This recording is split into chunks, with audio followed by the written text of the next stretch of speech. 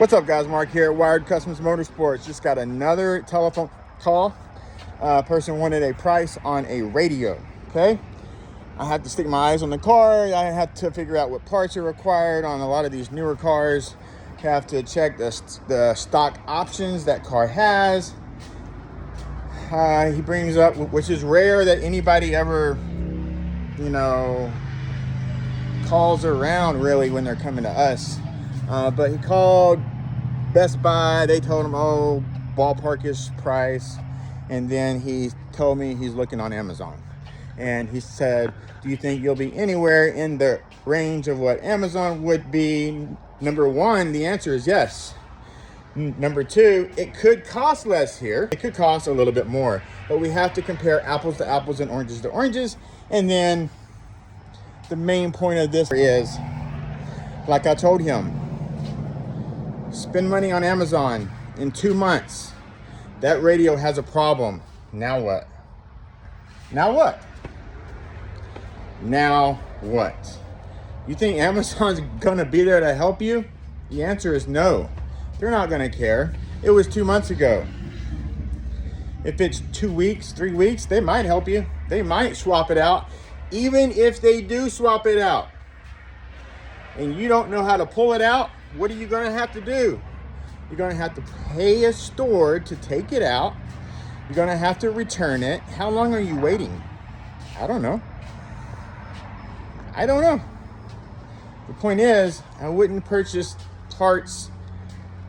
If I'm purchasing a car part, I want to drive to a place where I know once I pay you, if there's a problem, I can come to this place, I can come to where you're at, and you can help me face to face.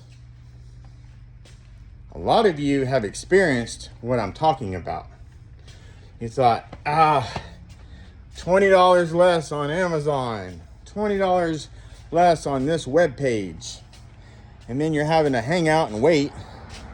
And then what happens? Over half the time, it's the wrong part. Over half the time people purchase stuff on the internet, they're ordering the wrong part. There's all these parts that are required. Those are all for all different cars.